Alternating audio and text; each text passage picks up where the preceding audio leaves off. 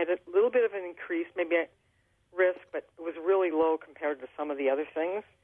And so you can't really go by those totally. So you got what you didn't think? I'm 65, so I'm not real young. Uh-huh. And I've gotten a couple illnesses that were, Right. I had a little bit of a risk, but it was really low. I did major in math, so I do understand that. But I just wanted to make that comment. And then another comment I wanted to say is, so if you get those done, you can't get all real excited because you might not have the same things as you think you're going to get. Okay?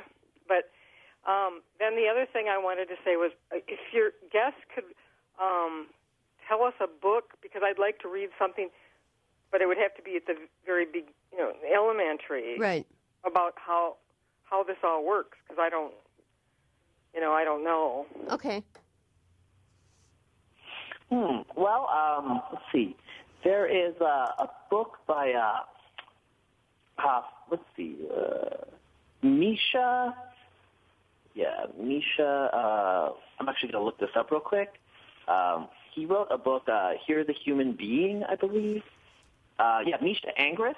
If you look up his book, it's basically a survey of his genome, and it's aimed towards the lay audience, and it's pretty readable. So, if you want to know more, I would go there. What's his name? Misha Angrist. Can you spell the last name, please? Angrist. Okay. And what about her point that she seemed to be getting the diseases that she was least likely to get?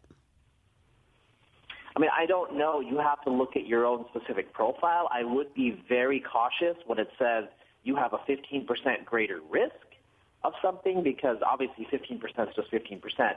Some people, I would say like 1 out of 10 people will get something where it's like, okay, you have a 50% chance of getting this, and normal people have, I mean, maybe 1 out of 10 is an exaggeration, but I've gotten into trouble by saying you're not going to find anything interesting.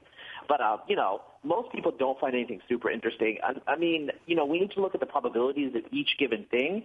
Something like a third of people, I think, will get heart disease or die of heart disease. Like half of people will die of cancer. So, I mean, at that age, you will likely get some diseases of morbidity, and your genetic risk might not be higher or lower than the general population, right?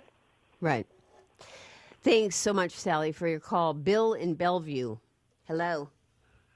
Yeah, I'm curious about the difference between maternal and paternal. I know, like in horse breeding, usually the sire is considered much more important for traits than the mare. Really? And is that true with human beings, or is it different?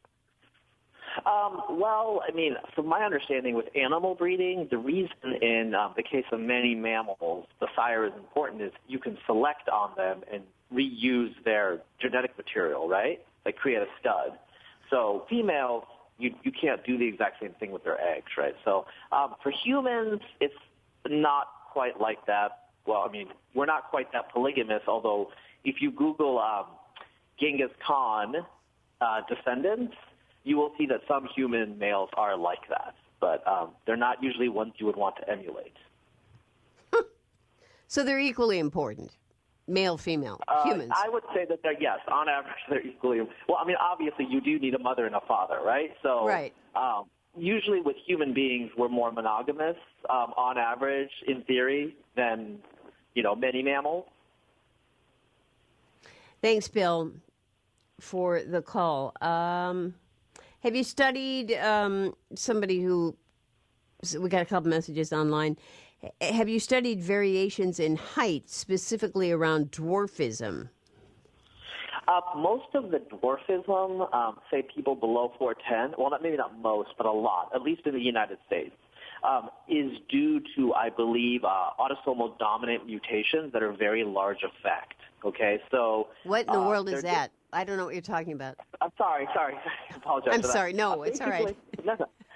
It's a mutation that occurs at one gene, right? Instead of normally when you're talking about height, the variation is across thousands of genes, right? And that's why you have this smooth distribution of people of all heights and all combinations. Mostly with various types of dwarfism, it's due to a mutation that that affects one particular pathway. And it's a pathology. Often you can't get individuals. So like let's say you have two dwarfs who marry. often if they have the same mutation, and there are different ones, but if they have the same mutation, they can't have any viable offspring that carry 2 copies. Okay? Mm-hmm. So they are dwarfs because they carry 1 mutation, and you need 2 functional copies of the gene to have normal height. So that's a different thing, and that's what I was saying when some of your callers are saying like the gene for creativity. There is no gene for creativity. There are genes that correlate with creativity, but there are many of them. But there often is a gene for dwarfism. There is one gene that you can pinpoint that causes dwarfism in that individual. I see. Let's go to Charlotte in Kenosha. Hi. Hi. When I was a student in Madison, my best friend lived in the next door dormitory room. 30 years later, we decided that we would set up her son and my daughter. A year and a half after that, my daughter came to me to tell me that I was going to have to get used to biology jokes because her now fiancé was a PhD in biology and she was in medical school. And so she said, Mom, you know that when baby girls are born, they have all the eggs they'll ever have. That means that when you and his mother lived next door to each other in the dorm, we were real close.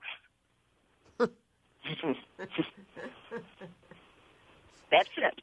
All right, we got it. Thank you, Charlotte. Thanks for the call. Bruce in Green Bay. Hello. Hi.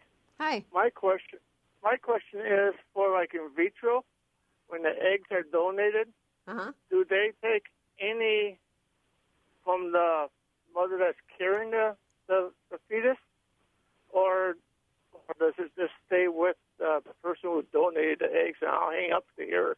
All right, Bruce, thanks. Obviously, I'm not a fertility expert. My understanding is it's both. There are some cases of in vitro fertilization where it's from the mother who's going to carry the fetus. And then there are other cases where you have to have a donor egg because the mother's eggs are no longer viable. Thanks very much for the call. Jenny on Facebook says she's over 3/4 Swedish and has epicanthic folds on her eyes. No one in her immediate family has them, and she knows some of her Swedish relatives that also do not have them. Could this test that you talked about tell her how she got them? Unfortunately, there hasn't been that much study on that, which I think there should be because it's interesting. And I think it has a relatively simple inheritance pattern. Not all East Asians have epicanthic folds. So, for example, in Cambodia and places like Malaysia, most people do not, to my understanding. It's much more common among Koreans and North Chinese. But in any case, there are people in Europe that have epicanthic folds, and actually many of us who are not East Asian as infants have epicanthic folds. I don't have very much time right now, I can see, so I'm going to say one thing, which is going to surprise a lot of people. It looks like all Europeans have a substantial amount of Asian ancestry that probably occurred like 10,000 years ago. Really? And if you're of Scandinavian heritage, that's probably higher. Oh, fascinating. If you're Scandinavian or Russian. Yes, so some of the features that you see in Scandinavians that look a bit Asian, I strongly suspect it dates to that. And people from Finland often have even more recent ancestry from Siberia. And there are people from Sweden who have that Finnish ancestry because Finnish people and Sami, the Lapps, lived in northern Sweden until very recently. My wife is a fourth Norwegian, and her mother has a little bit of, looks like, a Finnish ancestry too. So I wouldn't be that surprised by it. Huh, fascinating. You say in the article that you hope in the near future you can install a smartphone app that will feed you a stream of actionable results. What would be actionable results? Well, as I said, I have an autosomal disease that hasn't been picked up because there hasn't been a study for that particular marker. So what 23andMe and these companies do is they take the scientific literature and they feed it through their data set and they give you results based on the scientific literature as it's updating, right? So scientific literature is always updating with more and more information. When you get those million markers, they're yours forever. Your million markers do not change. What we know about them does change. And what we know about them tends to get better over time. So I would like to know as soon as possible anything about my genotype. So my genotype, if you Google Razib Khan genotype, you can download my genotype. I have had people download my genotype, scientists, and they have emailed me things about my genotype that they have figured out with their latest research analytic tool. Okay? Uh-huh. I mean, that's the sort of thing that I want to be able to do in the future, to figure out things about myself as soon as possible, because it's my life and my choices, and I don't really want to wait like 2 or 3 years, for someone's PhD to get done. I don't want to be on the publication schedule of some, science magazine. I want it now, as soon as possible. Right, I understand. And I know you're studying the domestic cat. How many times more complicated is our structure than the domestic cat? We're not any more complicated than the cat. Our genome's about the same size. Really? Well, that's yeah, I mean, you can talk. A cat might give you a different answer of who is more complicated, but I would say as an objective cat researcher, we're no more complicated or no less complicated than the cat. The cat would say that they're smarter. If they could say they were smarter, they would say that. Who feeds who? Yeah, absolutely. Okay. Thank you very much, Razib. It was a fascinating conversation. Razib Khan, and you spell his name because he told you how to, you want to read his genome structure. It's Razibkhahn. And his piece is in Slate magazine, if you would like to read that. He's a blogger for Discover Magazine at Gene Expression. Thanks to KP Whaley and Rhonda Fanning for producing this program. This is Rhonda's last week with us, alas, so leave farewell messages for her, please, on our Facebook page and comments on the Kathleen Dunn Show. We're with you tomorrow. The Affordable Care Act will take on first hour of the program. Thomas Cahill, hour number 2. Thanks for listening.